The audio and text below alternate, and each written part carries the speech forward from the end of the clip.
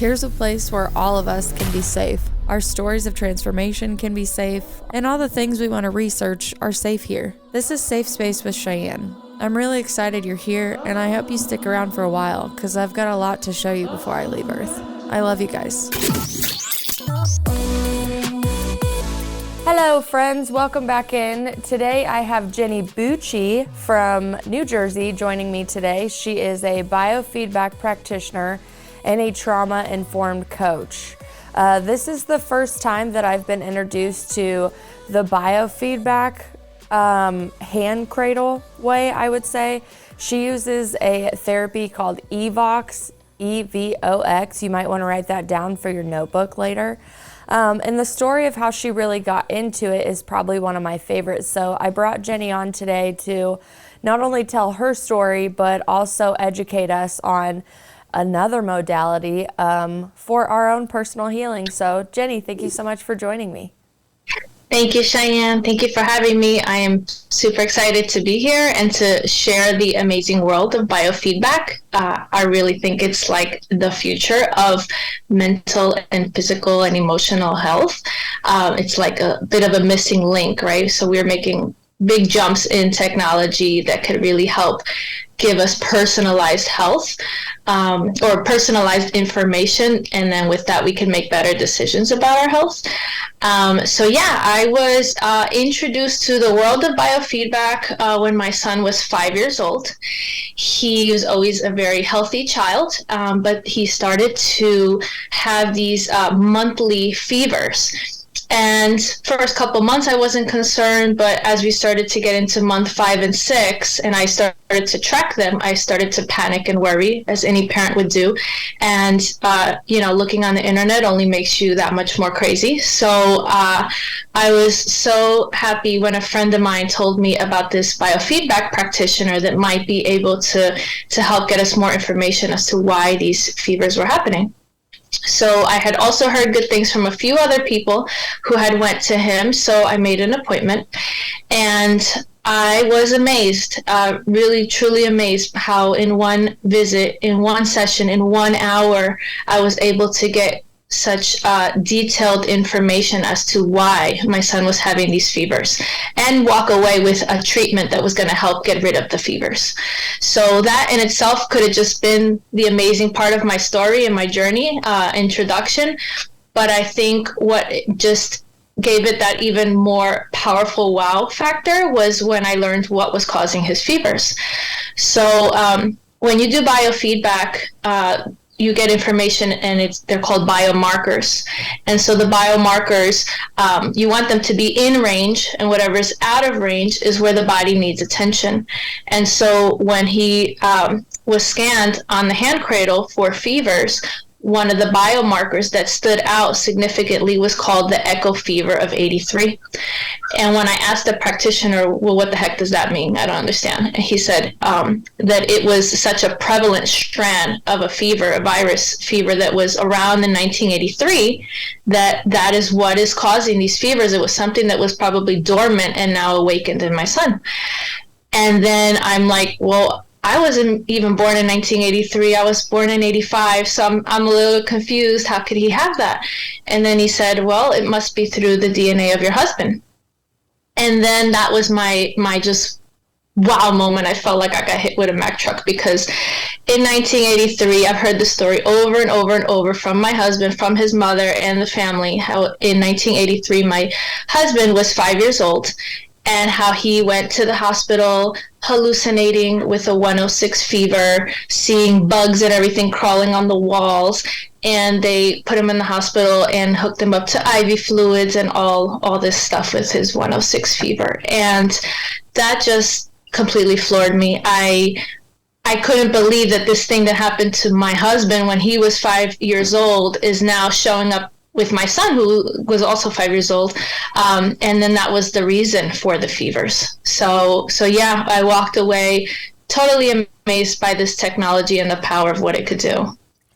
It blew my mind the first time you told me the story, because one, it was dormant in his DNA and then somehow had been activated. We don't really know how it had been activated, but the fact that it had literally just been transferred through the DNA, and that's something that you really don't think about like every day. Like I know when you go in and you start filling out the paperwork in the doctor, they're like, does your family have heart disease? Do you have a history of this? Do you have a history of this?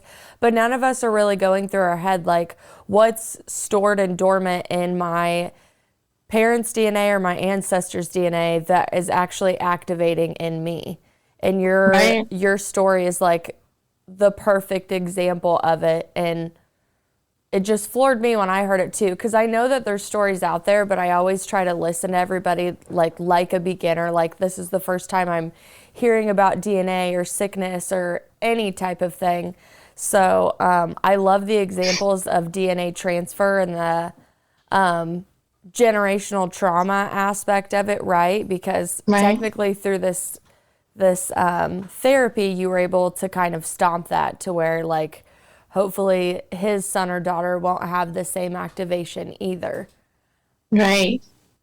Yeah. And then that's kind of what started my learning into like how much we can pass on in our DNA, and learning about not only like things like these fevers, but like the emotional things that we pass on, right? And the things that we inherit from our grandparents and our parents, like those emotional traumas that we inherit from them. Sometimes we don't understand why am I so anxious for no reason all of a sudden, or whatever it is, these nuances. Like we can inherit really great, wonderful things from our family, but we can also inherit those negative qualities and not really understand where they stem from. And so, the therapy that I'm going to talk about now addresses all that, is really powerful as well.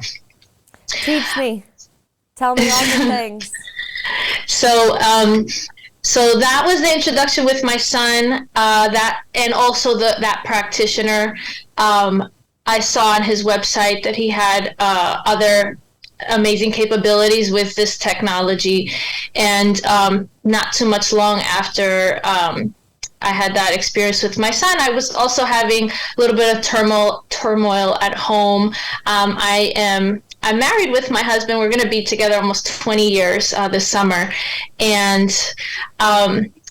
as any marriage, we have our ups and downs. But at that time, I started to feel like we were having a lot of the downs and hardly any ups. Like I felt like, how did we get to this place? We fell in love, so madly in love, always got along. And then, I don't know, as the years go on, you change, we grow up. We just started to like have this pattern of the arguing that started happening, and it just started to become like the same argument all the time, and it started to weigh on me really heavily because I hold on to such strong like I carry that emotion, I carry people's feelings, I feel like I resonate as an empath, and that stuff like really wears on me. So feeling like we were in this hamster wheel of this nonstop arguing all the time, it's not good around my son, and it was making me feel horrible and at my total wit's end. So I still love him and I want to salvage the marriage, right? I could have easily said I'm out, but that's not what I wanted to do. And so I read on that practitioner's website about this therapy called EVOX, and I did a little of my own research on it, and it just sounded like really amazing, and I've already been amazed by this technology, so let me try this. Let me see what happens here, versus the traditional route of maybe going to a marriage counselor, right? Or marital therapy and stuff. So I went to him, and I had my EVOX session, which the first session was about an hour and a half, and it was because tend to be an emotional person, was a sob fest for me. But I got to get all those things out. It was like me essentially venting about how frustrated and angry or upset that I was, and getting those emotions that were like trapped and stored in me, and getting them out and releasing them. And when I say releasing them, you walk away from that appointment like you just like shoveled a bunch of stuff up, like kicked the dirt around about what's been kind of, under the surface. And the next morning, I legit woke up like a different person. You wake up the next day, like today is different from yesterday, I see him in a different light. Your perspective changes. And that's really what EVOX is. It's called perception reframing. And they say perception is everything, right? So if you change your perception, you are essentially changing your life. So I looked at him, it's like you just kind of see, you kind of like shift your thinking and you see past the pattern and you break those patterns. So all of a sudden where I felt like we were having the same argument over and over, that wasn't happening anymore. That pattern was broken. All of a sudden you see it approaching and you're like, oh, hold on a second. I'm totally hyper aware of how this goes now. And you said this, and typically I'd respond this way, and then things would escalate from here. And now I'm so aware of this. Like, I'm not getting on that hamster wheel. No, I'm not making that same decision again. So as a result, we're not arguing. And then peace started to become restored in our marriage. And it was super powerful, because I just felt like just so much of that anger that I was holding onto was let go. And that one session was just life-changing to me in the fact of how I felt like it restored so much peace in our home. I felt like I could understand him better. And so that was good for a while. That one session held me for a little while. It wasn't until 2 years later, actually, that I felt like we started to kind of like go in that direction again. Not the same way, it was different, but I still felt like, but what was happening here? Because I'm getting used to the peace, and now things are kind of like starting again a little bit. So I went back and I did 2 more sessions. I did 2 more. Those were also super amazing sessions. So a total of 3 sessions to help me in my marriage and improve our dynamics at home in drastic ways. I thought was just simply amazing in itself. And my story could have ended there, but I love to learn. And finding out a lot about why was this happening with my husband? Like, why was this stuff happening again? What is how did we get here? Where did this all stem from?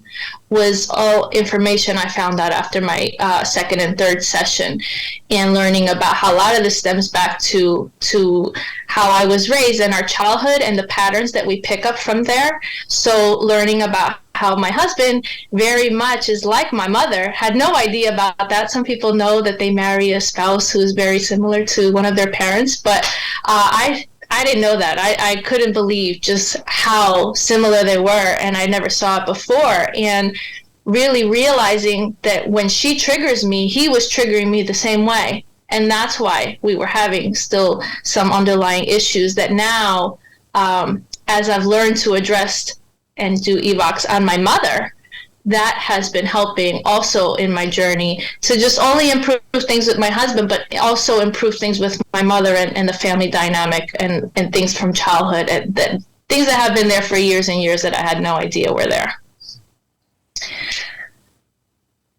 I feel like I'm speechless when you say that, because it's like, drum roll please on when you find out, because I had the same thing with my husband when I was like, why am I getting like motherly triggery issues right now with you in a couple of our arguments? This is kind of freaking me out. And it's not like I hadn't done my research on not necessarily biofeedback, but I'm a really big believer in like gene keys and revealing shadow sides and generational traumas and inner child issues. So through a lot of inner child therapy, I guess you could call it, I knew that the things that he was now triggering me unconsciously, like these things were rising in me. And I was like, oh my gosh, that's so crazy, because like, I don't like being spoken to this way. Here's why I don't like being spoken to this way. Moving forward, like, we're going to talk to me like this.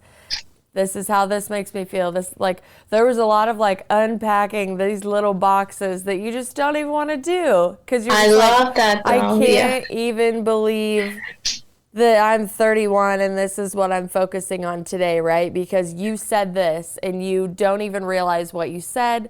And I mean, vice versa, which I think if anything, I would be more like his father, because his mom is like an angel. So if I did act like his mom, he'd probably like it. But his dad definitely has like a more like mafia feel to him is kind of what I think about his personality. Like, he's the sweetest man in the world, but he's also like, oh, well, like, if you mess with me, like, you're dead. You're dead. Your family's dead. We're done with you. And I definitely, like, have that aggressiveness to me on a point on my boundaries. So when I get, like, a little, like, I'll just shut down, right? I'm just like, nope, not talking, not doing it.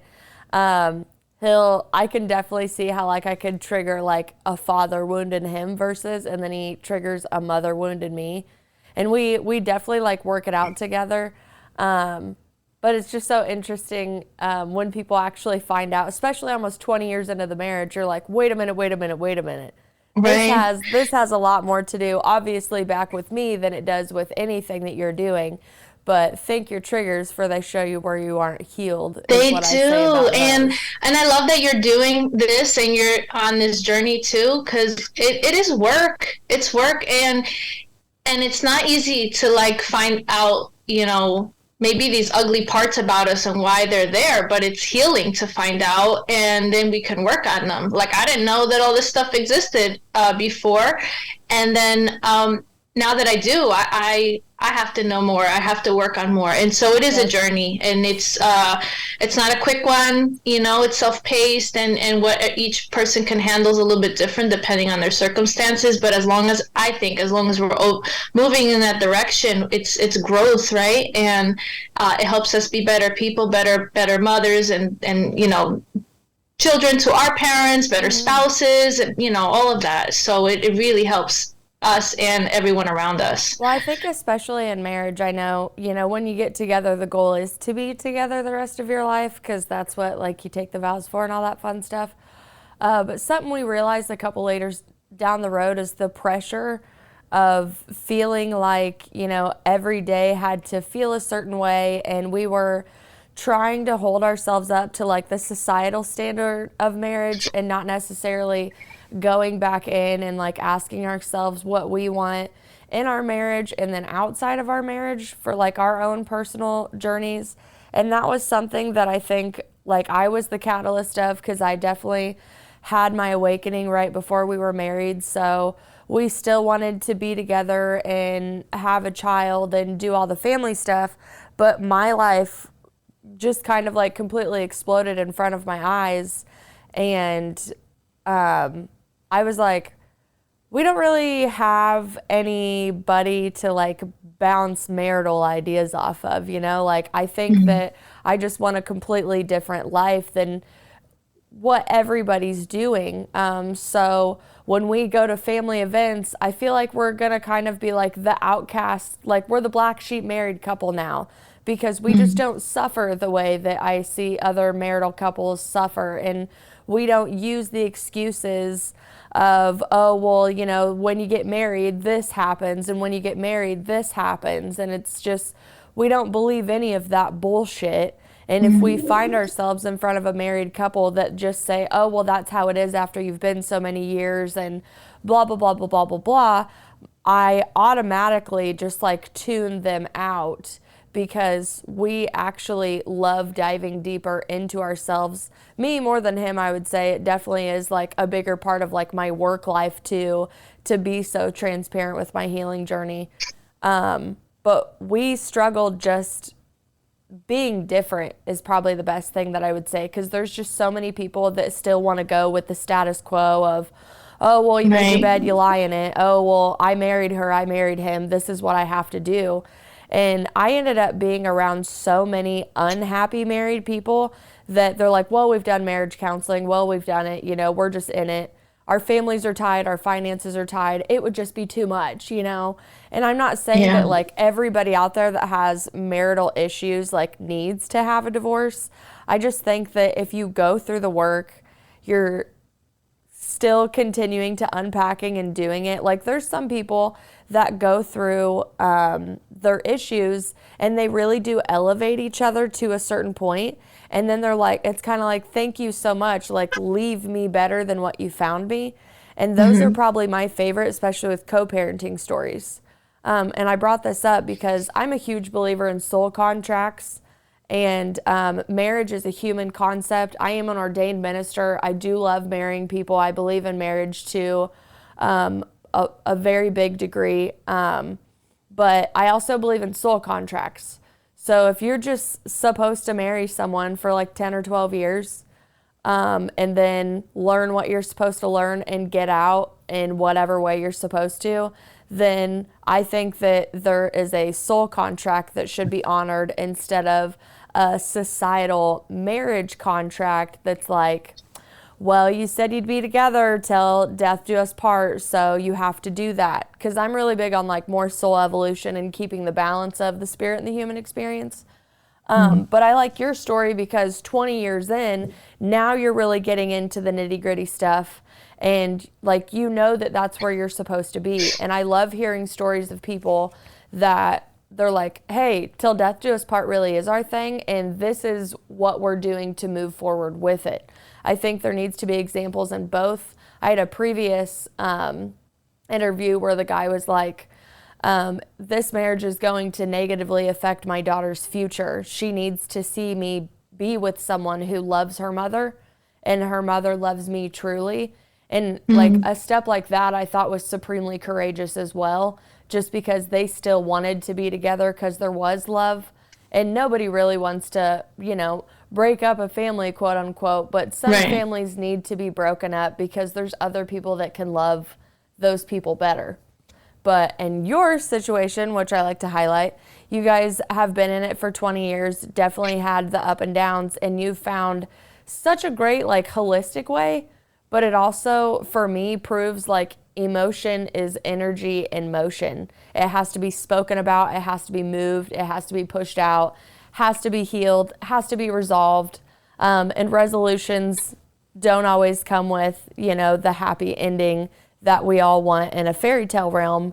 But I also believe that there's new beginnings with all new healing journeys that we found. You find that new plateau. You wake up different the next day, which is my favorite. You're like, what happened? Which is obviously like a bunch of subconscious programming, would you believe? Yeah, so that's the amazing part about how Evox works, is that it's working with our subconscious. And so I love my husband and I'm trying to work on our marriage, but I was still doing the same things in a pattern that I didn't realize I was doing.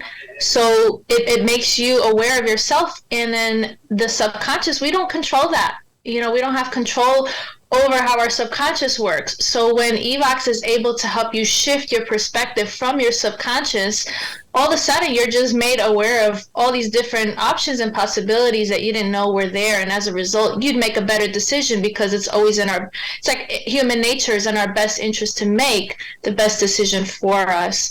But it's still work, right? Marriages work. Our marriage is never going to be 100% picture perfect, because we're not two perfect people, right? It's made up of two imperfect people. So I just love that we are both committed to trying.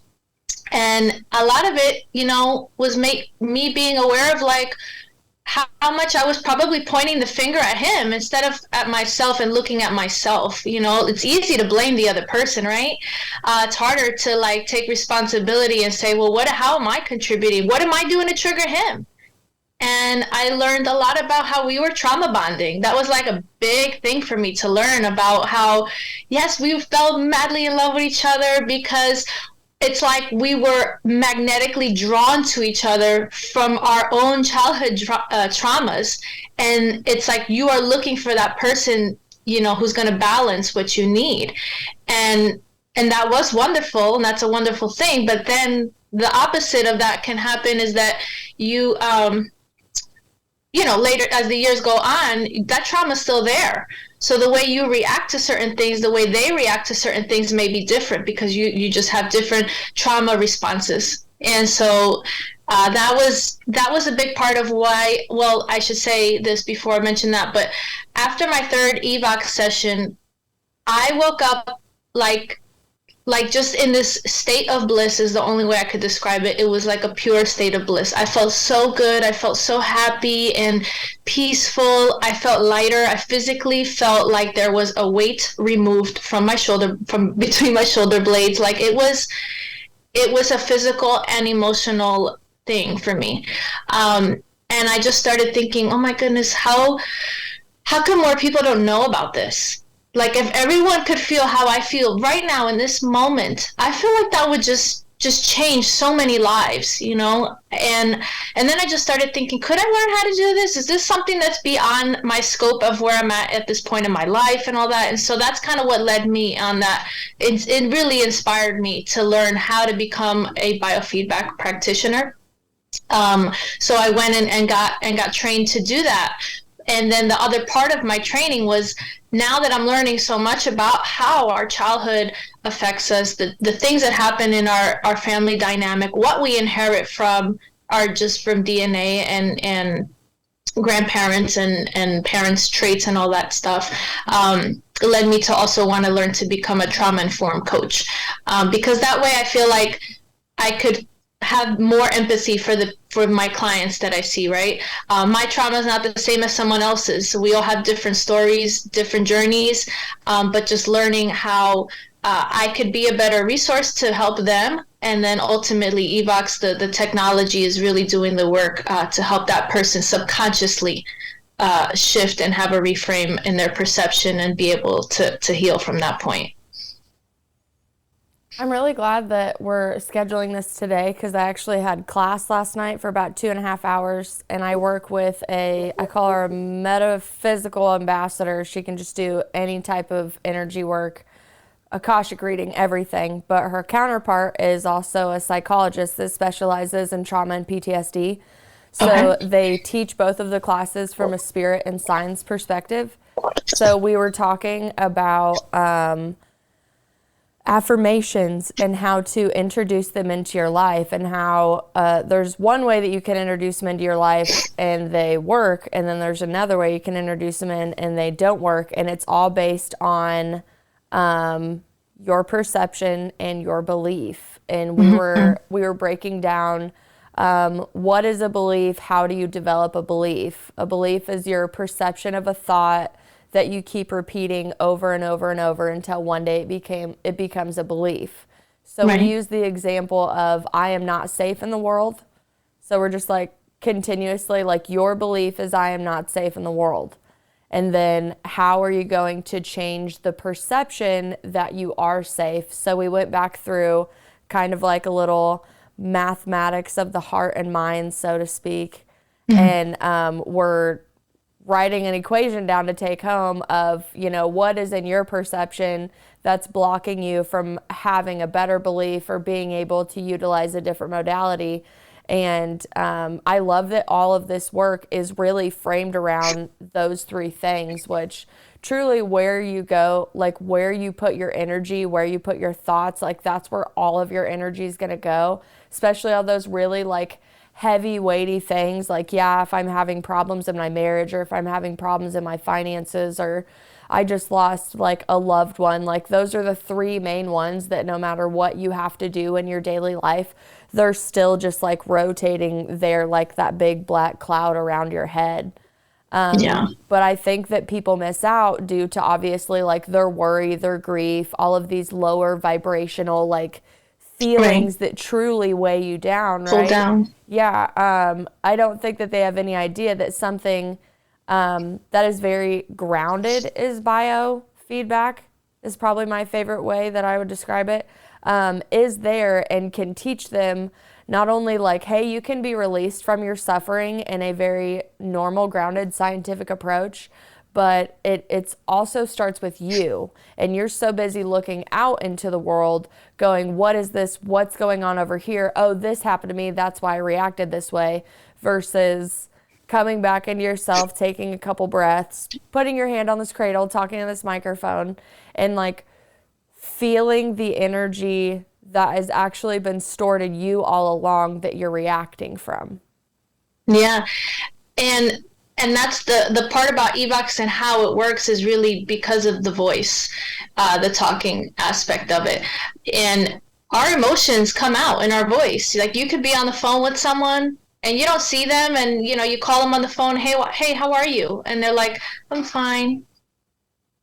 But they don't sound fine, right? They sound sad. And you know, if you call your friend and you say, hey, how are you? And they're like, I'm fine. You know that they're not either, right? Yeah, they sound like, what angry. What just happened to you? Yeah, so we can detect that with our cells, right? The software is just that much more sophisticated in identifying what zones. There's 12 zones on a voice map, and it detects what zone is it that you're feeling and storing all these emotions that is tied to the memory about whatever you're speaking about, whatever the topic is. Whether in my situation when it was speaking about my spouse, but it could be about anything. It could be about a childhood trauma. It could be about a work problem. It could be about someone who is stressing you out. It could be like a person, or it could be a situation. And so it just works on many different levels, depending on whatever the topic is that the person wants to speak about. So give me like a list of the things. Like, can anybody come and talk to you about anything under the sun? Do you have like a top 5 of what people are usually coming to you for? That's a good question.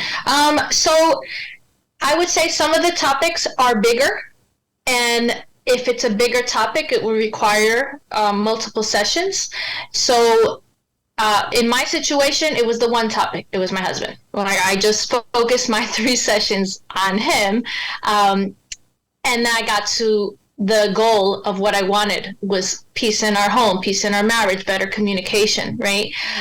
Somebody else might be dealing with something like, I want to have better wellness, right? Like I want to be healthier, for example. Well, that is like a very big topic that could have multiple factors in it, right? So someone who wants to tackle a bigger issue like that might do like one session about diet, because diet's related to wellness, right?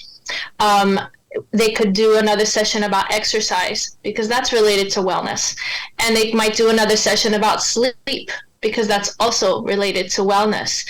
And so if you think about each session peeling back like layers of the onion, that's what each session does. You can only focus on one topic at a time, so we can't just go in there and talk about our whole life story. That technology is not just there yet, but we talk about things one topic at a time, and to get to our end goal, whatever that end goal is for everybody, that's different. But those are some of the examples. I think mostly what people talk about to me is family, whether it's their parents, right, or their spouse, or their child if they're having trouble with their child. Those are the main ones that I've been hearing. That's pretty much in the classes that we talk about.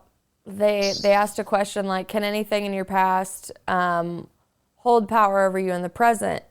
And a lot of the responses in the class, including mine, were, well, only if you let it. And but that was technically based on all of the stuff that I had already worked on. It wasn't from a beginner level of not understanding that your triggers are pulled from your past. If you're in the past, you're a little depressed. If you're in the future, you're a little anxious. So if you're in the present moment, that's because you can somehow experience peace of just living in the present and recognizing everything around you and what's actually happening right in front of you. But if you realize you can't do that, the way to audit it is, am I depressed or am I anxious? Am I anxious because I couldn't fix something in the past? Am I anxious, for all these different reasons? But then mine when I started was a lot of my triggers were from the past.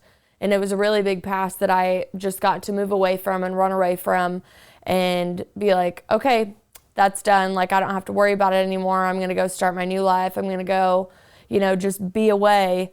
And I don't have to worry about any of that again. And then through a series of stories that we'll skip because this is your episode, I found that past was just like, hey, you have, like, look back here. You have all these suitcases. Yeah, right? You still have to address it. Yeah. So that's one of the things that I learned a lot was that they're like these negative imprints. And then once you have them, they just keep circulating around in your body until you release them. If they didn't do a complete loop, it's trapped in your nervous system. Mm-hmm. So a person isn't just depressed or just anxious. It could have been inherited through through their grandparents and parents, like DNA, which is still a part of your healing journey. Right. But also think about that child now growing up in the home with that very anxious or depressed parent. And so that like those things affect them. So all of our like problems now really do stem back to, I feel like most of them stem back to our childhood, things that were just unresolved, that are just looping around in our body until they're released. And a lot of them aren't going to be released until we are aware that they're there. So it is a lot of self-reflection. Like, you know, one of the things I really liked about my EVOC session was the report that it gives once the session is done. So when the session is done on the voice map, I told you there was 12 zones. Mm-hmm. And so, for example, one of the zones is anger. And then it talks about, well, why would a person may be feeling a lot of this anger in this zone? And it'll explain, like, perhaps in childhood, X, Y, and Z happened, you know? And so a lot of that was what just stirred everything on for me, because one of my reports was like saying, well, a lot of the reasons why I'm having this issue with my husband was because I grew up either in a home without a mother or with a neglectful mother. And I could have fell off my chair when I read that, and it really impacted me because I grew up with a bipolar mom, and I always thought, well, she's just bipolar like that, she's just sick. I never thought that was a trauma. But then learning, well, every kid needs their mom, you know, and when you have a mom who's like I did, who was, you know, checked out on the couch 24/7, super depressed, didn't contribute much in my childhood other than in negative ways. You know, it's like I grew up, and then my dad was working all the time. It's like essentially I felt like I had to grow up very quickly, had to learn to do things for myself because they weren't around, latchkey kid, you know, and those things affect you. So, and then I didn't realize, oh, well, now I do, but learning about how I overcompensate for not having a mom with my son, you know? So I homeschool him. I'm like always trying to do all the things because I felt like I didn't get that as a kid. So having that full circle moment and realizing, why do I even make a lot of the decisions that I do is because of the patterns and things that were happening as a result of my childhood. And trauma is, I always thought about trauma and grief as like losing a loved one. Mm-hmm. I think I always thought of that word as like, oh, you only experience trauma or grief if you were like in this major thing, right? Like maybe you're trapped in a fire, that's trauma, right? Or you were like in this terrible car accident, or you know, someone in your home died. That's, to me, was what trauma was. But now learning that trauma could be not having what you should have had. And some things as foundational as growing up with a healthy mother and father in the home, most of us did not have that. So as a result, a lot of our population and society has these inner childhood traumas that we carry with us. For the people that do not have a connection to their body, because like I've been doing yoga since 2013, so if you do that practice in-depthly with intent, there's no way that you don't not only build a relationship with your body, but you separate the mind, body, spirit relationship. And like they're all like different entities to me, even though they're the same, right? Like they all have their own warning system. So I would get certain things like trapping in my body. Like I had a shoulder out of place for like a year and a half. And for a while, even though like I'm good with going and checking on my emotional body and being like, oh, maybe why is that pulling? My conscious self is still really good with like trying to get out of the work, right? I'm just like, oh, I'm good. Like, we don't have to focus on that problem right now. But my body has a really great warning system where things will flare up, like my shoulder, my arm, my knee, just like short little things like that. And I'll go back in and I'll match the pain in my body with an aromatherapy oil, with meridian lines from Chinese acupuncture, all the way down to overlapping it with what your emotional body tells you when these certain parts of your body are affected. Then I'll check and see if it's the masculine side of the body or the feminine side of the body, or if it is the left side of my brain that's activating when it happens, or it's the right side of my brain when it activates. And I basically layer all of these studies on top of each other to ultimately find out within myself and my emotional body what I'm actually not facing subconsciously. Mm-hmm. I love that. It's 4 years of research put together that I've finally been able to use. I call it pulling myself out of my own hell. And I still love working with people because, like I said, my conscious brain is like, I have this drive that I never had before, and I know what I'm actually supposed to do now. So I'm like, okay, we got to keep going. And I'm like, oh, okay, well, we still have to sit down and like still face all this stuff that we're working on. When you wake up in that state of bliss, you're ready to fucking go, but you definitely still have to like sit down and ground and find balance and all of that. So this is another way for people. Like if I didn't have a connection with my body, right? That's the best way that I could say it.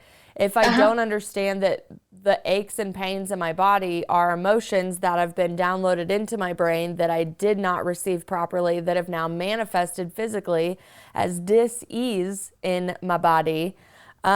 This technology I wanted to highlight the most because it's all you have to do is like call and get the session. You don't have to educate yourself in it to the point where you have to be a practitioner to receive the healing. It is very beginner friendly is probably my favorite part about it. So yeah, the technology, so EVOX is the speaking holistic therapy, but the biofeedback technology that has the capabilities of what you just said is super amazing as well. I do this wellness scan that scans 168 biomarkers in your body. And those 168 biomarkers consist of your meridians, your vertebrae, your teeth, your emotions, all of your organs. Am I missing anything else? On the acupuncture points in the body as well. And it ties all that up because, to your point, those little ailments that we might be feeling in our body are tied to our emotions, So, for example, I'll share my scan. Every time I do my scan, it always shows up as I'm having, like, my body needs support in the lungs, right? And lungs, in traditional Chinese medicine, lungs is where you hold your grief. And that's what I've been feeling, so that to me was very dead on.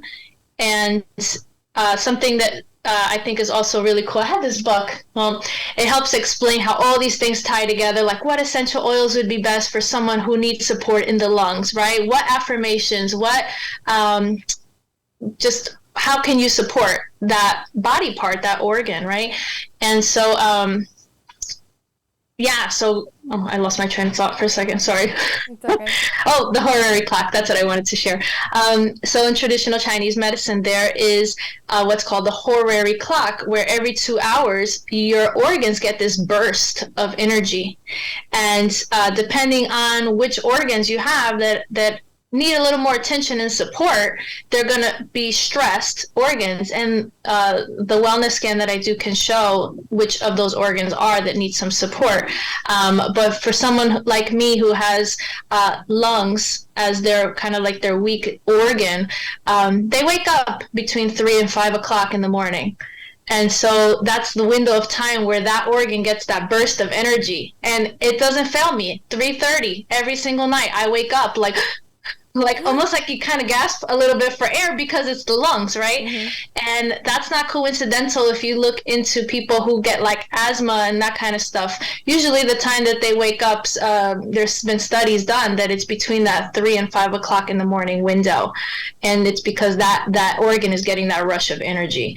So I like the wellness scan because if maybe you're not in tune with your body, that kind of a scan can give you a very, very detailed report as to what organs need attention, what parts of the spine, what teeth, and it'll also scan for like up to about 1,000 different services, products, different product lines that I have and stuff like that can help support the body. So when I mentioned earlier when we started was what is out of range what biomarkers are out of range and what could help support the body and bring it in range. That's what it checks to see. So everyone's scan is very personalized. And I think that's like my favorite thing about biofeedback technology. Like two people could be having fevers, but that doesn't mean they have the same reason for why they're getting this issue, right? Two people could say, oh, I have some kind of skin problem, but it's not the same reason. We are all individuals. We all have our own unique DNA and makeup. And so biofeedback is personalized. Everyone's scan is unique to them. And it's really fast information if you think about that too, because if you went in and got like very thorough lab work, you're not going to get that lab work within that hour, and even if you get that information, they might not tell you specifically what does your body want to help improve these areas. Everything in that world is kind of very generic blanket statements, whereas this is very precise, specific information to what does your body want, how would it respond favorably. I have basically like a little file cabinet in my closet of all of the work, any practitioner I worked with, any study that I went through, whether it's a birth chart reading all the way to like BioWell technology, because they also do like the scans, and they'll print out like a chakra system to show you where they're all at, whether you're extrovert or introverted, and like where your heart's at and if it's open and all of that.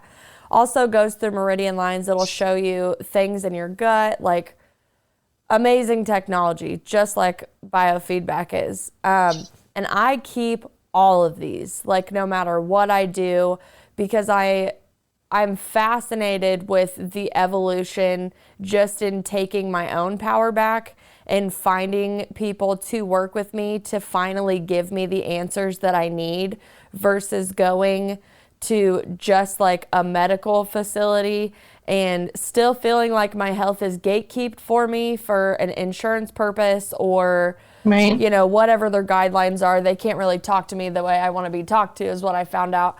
But in all of the holistic health and modalities that I've gotten, those printouts were key, because after I got away from the event horizon of like our session, sometimes like the doubt would creep in, because that state of bliss would eventually like not be as heightened, because you got to kind of go back in and find what is pulling you back into being this way that you don't want to be anymore. So being able to like take that paper, that printout, and sitting there and having that, again, that spirit science just grounding information in front of me and being like, this is real. This happened to me. I remember what I felt like after I did it. I remember how I walked in before. I remember how they took the time to explain to me and connect all of the different bodies that I'm actually in charge of. Like, I'm not just in charge of my physical body. I'm in charge of my mental body, my astral body, my emotional body, my electromagnetic body, which would probably just be aura chalked up to most people.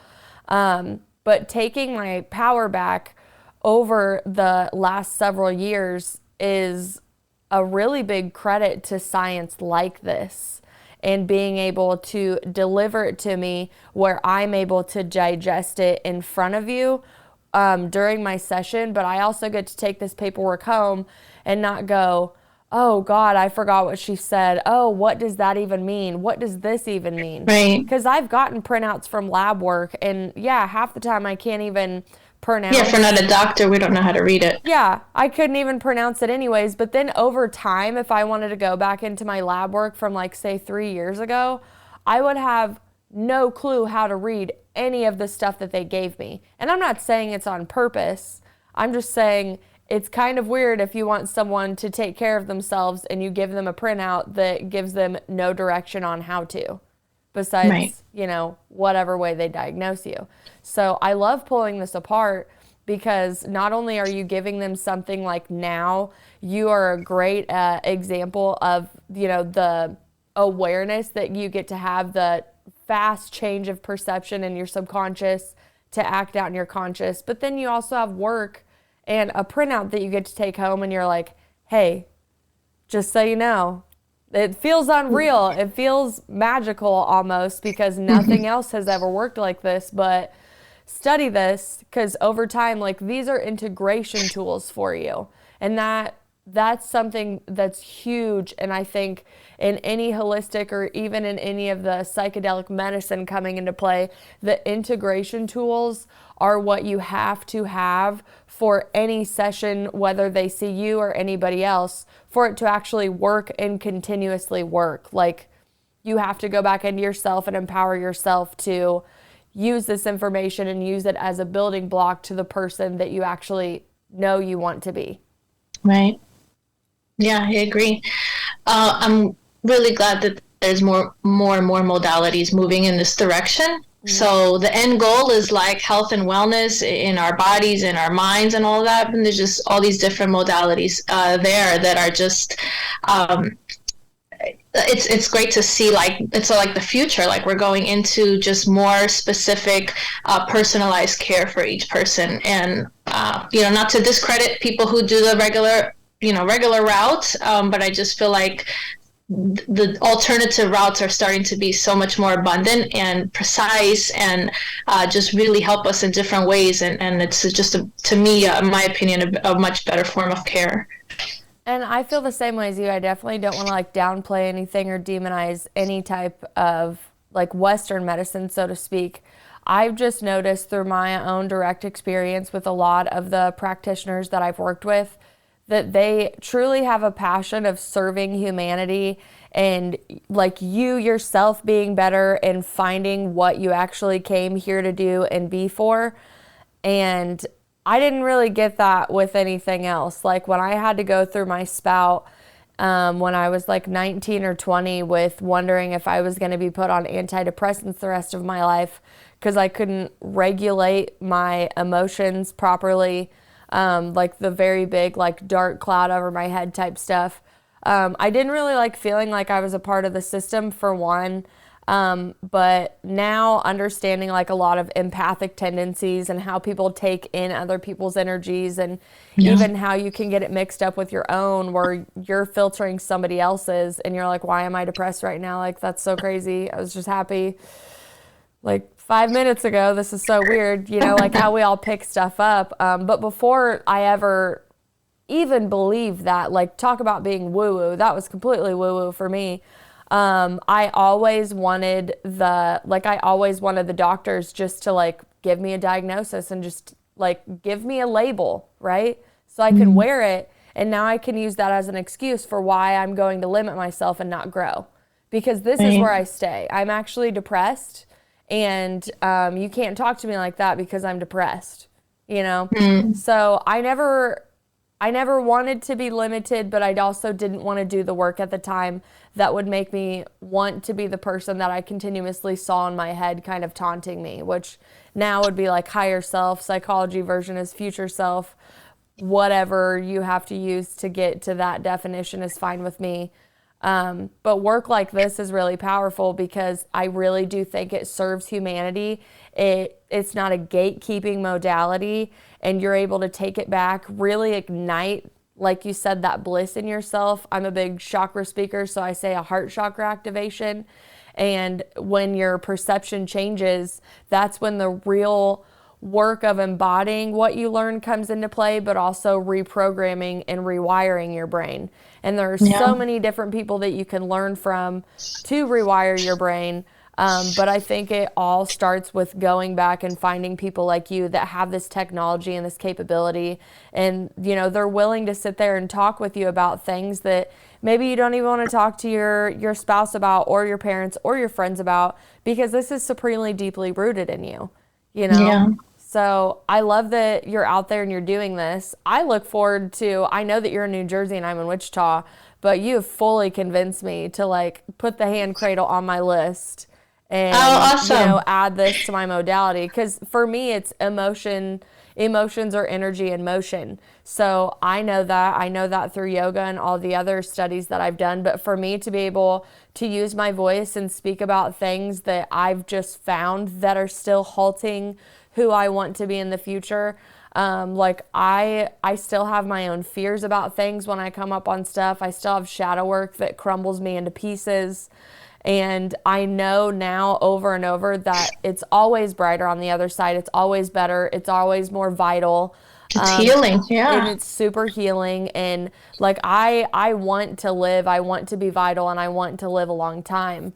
And these are ways that help me do that and not go back into the old programming or making excuses of, oh, well, I'm this age, this is why I feel this way. Like, all just like the stereotypical, I don't actually put any effort into myself, I'm just a zombie of the world type quotes is what I like to think of them now. Because now those are like markers for people that I'm not necessarily going to like allow in my space. You know, I'm nice, I'm kind, but there are only certain types of people that really get to be in my inner circle, and all of them are doing the work, no matter what modality they choose. Yeah, that's nice. Yeah. I mean, yeah, because then we can reflect all those emotions of who's in our circle. So if we have a lot of toxic people in our circle, they kind of drain us, right? And they can pull us. Especially, I mean, if you're like the only one doing the work, say in like a group of 12 people, right? And they all have excuses for why they don't want to do their work, or they don't have to, or they're fine, or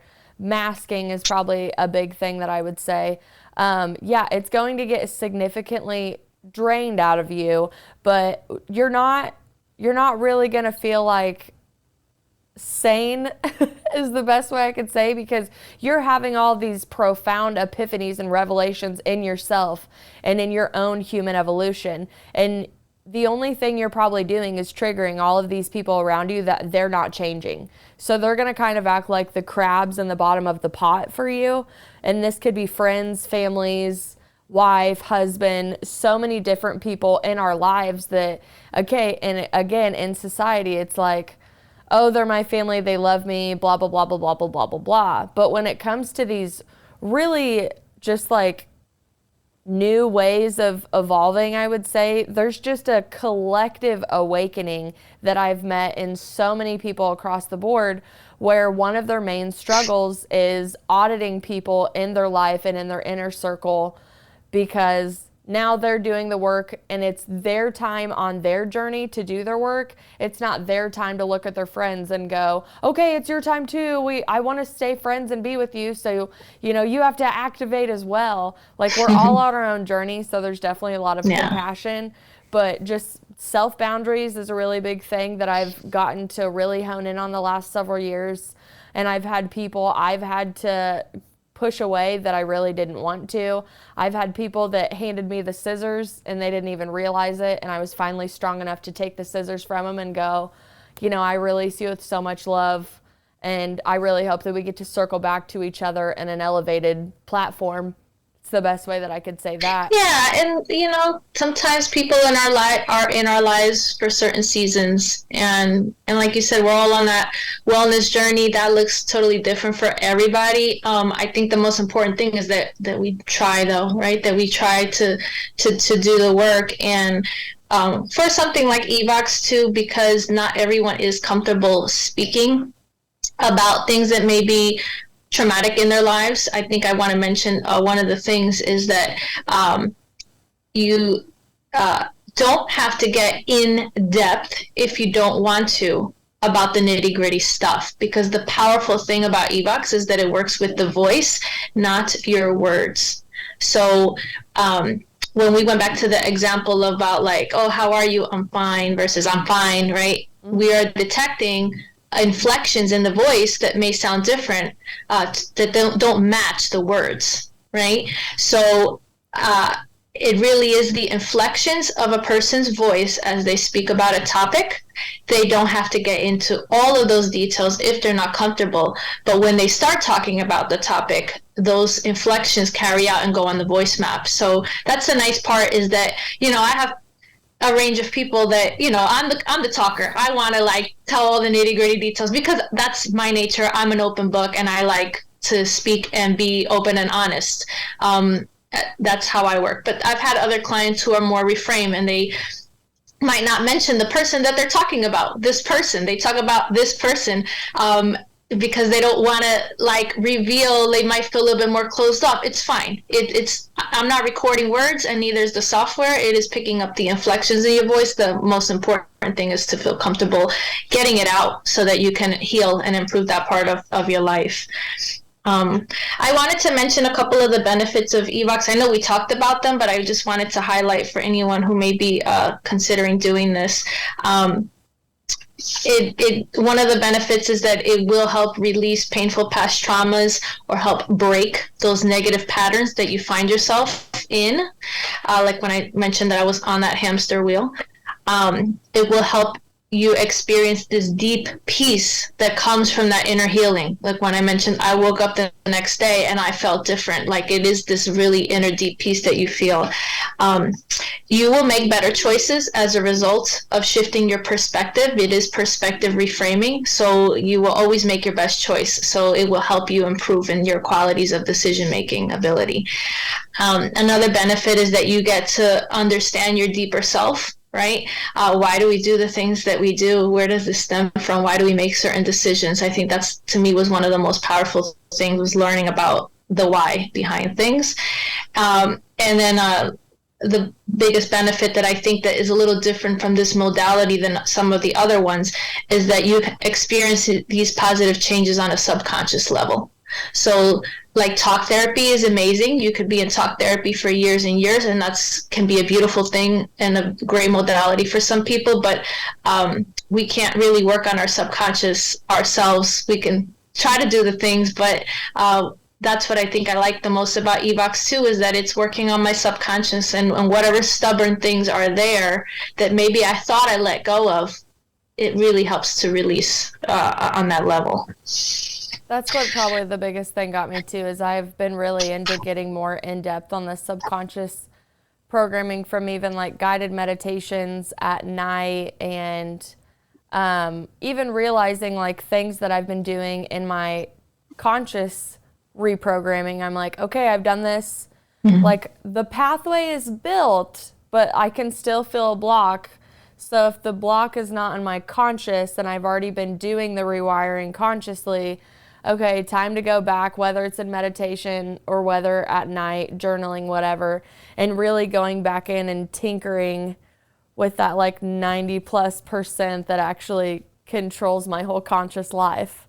And I've had amazing, groundbreaking work with myself that I have to write it down in a journal, because like I said, like you get away from the event horizon, you're like, did that really happen? And then I'll go back to the day and the timestamp, and I'm like, it did. And I thank this version of myself for writing this down, because I can't remember everything. I believe that I pull a higher percentage from the Akashic, thank goodness. But I'm so thankful for my memories that I'm able to go through those and heal those and keep the ones that I like and kick out the ones that I don't, thank them for their time. But yeah, I keep going back over and over to this technology and how it is so needed and it needs to be talked more. And I want you to come back more and tell whatever stories you're capable of telling. Obviously, I want to protect everyone's privacy, but I just think that people learn through storytelling, and, you know, just like the sun and the fever story, like DNA transfer and generational trauma, that's so powerful. Speaking into the microphone and letting it pick up your voice, which I saw a commercial the other day where a company here just released like a Zoom software for our autistic people, because they have a hard time gauging voice and even face because they're not in front of people. So when you speak into it, it registers kind of like yours. They have like the 12 emotion spectrum, and it will put an emoji on the screen for them based on your tone and your facial expression. Wow. So they did a test on the commercial, and it was like, do an angry face. So you did, and it did the emoji angry face for the person, so they knew that you were speaking in a more aggressive tone and they knew how to respond back to you. Wow. And then if you were happy and light. And if you think like that's just the beginning of like that software coming out to play. Yeah, that's Zoom, you said? So it's called Cox Media, COX. Oh, okay. I thought you said Zoom. So it is like a Zoom software that they're presenting to all of their people that already have their services, and I'm sure you can line up if you want.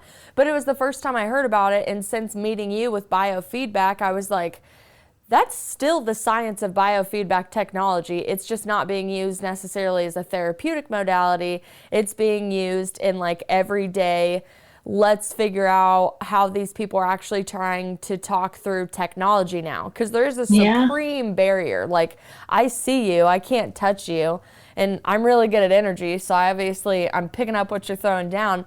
But for people out there that energy is not their first language and they really strive off of facial expressions or even tones, and there's people out there that just maybe have a monotone voice their whole life. They're not as theatrical as I am and move up and down all the time. Software like that is truly needed for us to continuously figure out how to communicate as a species evolving into this crazy technological advancements that we're all going through. Yeah, I think there's lots of big changes with biofeedback and just technology. Like, we're moving into this whole new direction because the system we have isn't really working either, right? Like, our healthcare system is broken. They're overworked, overburdened. It's falling apart. And so it's nice to have these other modalities. It's not about cures. It's about like antidepressants are suppressants. Oh yeah, and then big pharma and all of that, like, of course. Big pharma, all of that. And every time, so like I always have like little pictures that pop up on my mind. I see like problems that you don't want to deal with, right? That you're not dealing with. So they're like putting pressure on your brain. They're literally sitting on your frontal lobe half the time. And then they're like headaches, things manifesting in your body. And then you go to the doctor and they're like, oh yeah, it's probably because of your food or the stuff you wash your clothes in, or, you know, the way you're programming your brain, whatever. It could be something in your past. You can go to therapy if you want. Here, take this medication. And then even if you go to therapy, which you're right, talking therapy has its place, but it is conscious. Like, and there's hypnotic modalities that I'm a big fan of because you do get to go in and talk to your subconscious. But talking therapy is still conscious. I still 100% believe you can go in there and lie to your therapist as much as you want. You could go in and make up a whole completely different story that's not even yours, you know, and there's some people that are really open to it. But if you take stuff that, like, tips and tricks from your therapist to integrate your sessions with them, and you realize they're not working or they only work for a little bit, and you're reverting back to, you know, your comfort zone or that neural pathway that's been built for 20 plus years, like, you need subconscious programming. You need a deeper sense of self and someone to be safe enough to go in there with you. And most of the people in talking therapy, I mean, they don't need to go into like a whole Sedona retreat. Like, I'm not saying like go blow yourself open with some ayahuasca. There's levels to healing, but this again is a really, really great beginner for those that, you know, maybe they're just kind of done with the Western side of things and they really want some personalized attention.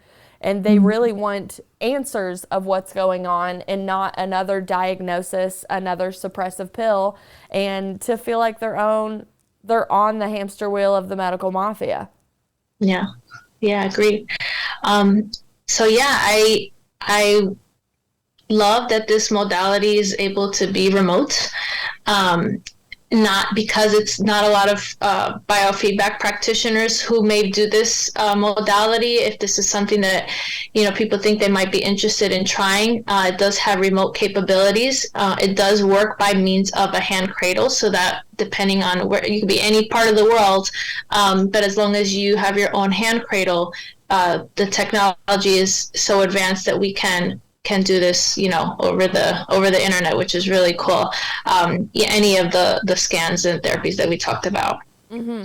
So if I were anywhere in the world and I wanted to get a hold of you, what is your website and how do I get a hold of you? So my website is blissfullybalance.com. And blissfullybalance.com, you can just book a session on there. But if you're not an in-person session, right? And if you don't happen to be near Clark, New Jersey, that's okay. Like I said, it does work remotely. In that case, I would have you email me. My email's on the website, but it's Jenny at blissfullybalance.com. And then I can set you up with purchasing your own hand cradle. I feel like it is an investment in your health because it's not something that is a one and done. You can use it. You can share it with your family. You can share it with your friends. A hand cradle purchase it's about $200 plus shipping and all that, comes out to be $240. But I do want to do like a special giveaway to your podcast listeners because I know things could get a little expensive and maybe this is something that you'd be interested in trying. So I wanted to do like a special giveaway for your listeners. If anyone here is interested in trying out eVox, if you purchase three sessions of eVox and your own hand cradle headset, right? So 3 sessions of eVox with your own hand cradle and headset. I will gift you a wellness scan that I talked about that scans gives you that very detailed report that scans your meridians, your emotions, your vertebrae, your teeth, your organs, all of that information. I will also throw in a food scan so that you could learn what foods are you most biologically coherent with, right?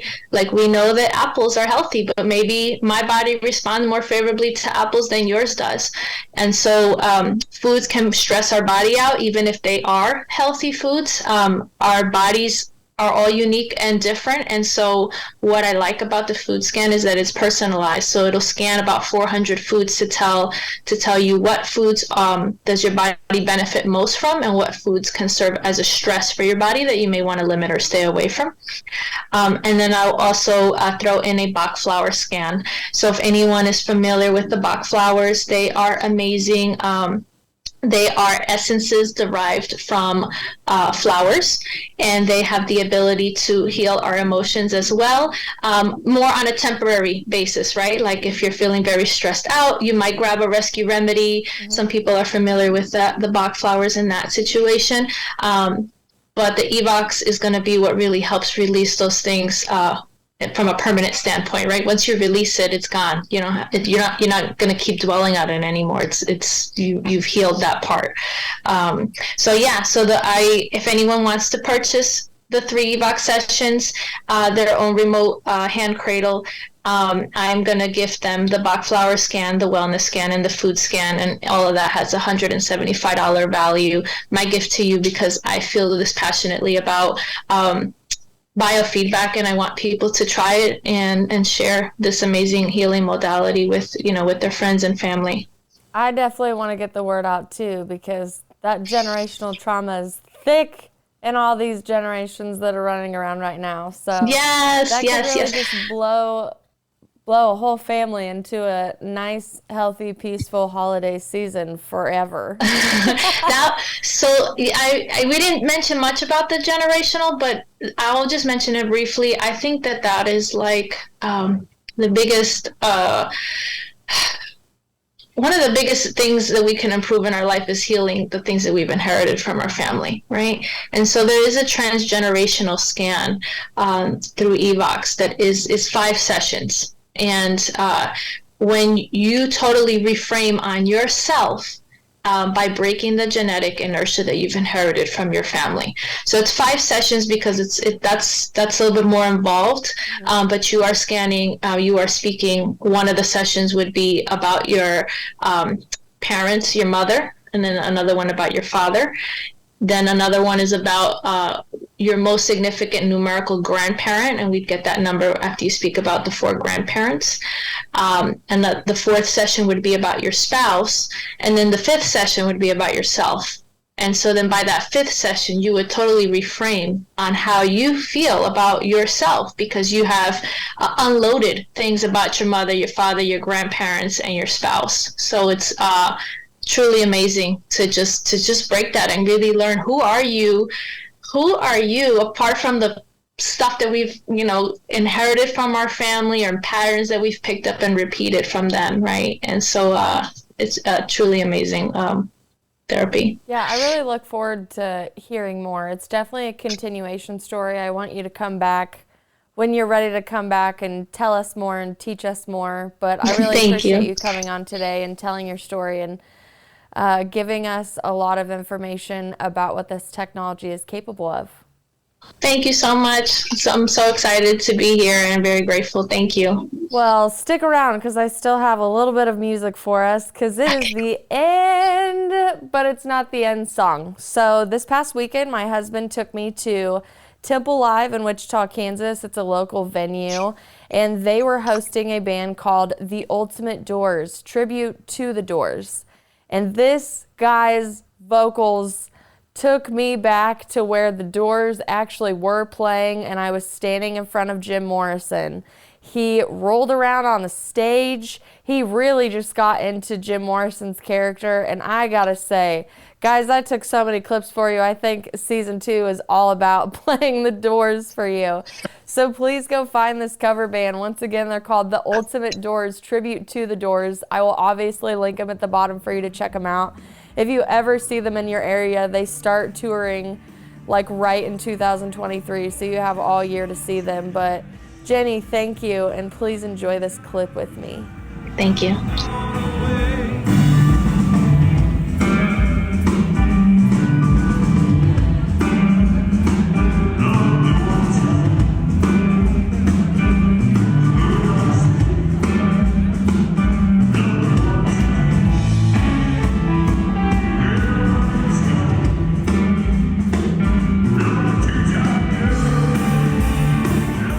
This is the Hoosier Media Network, your home for podcasting.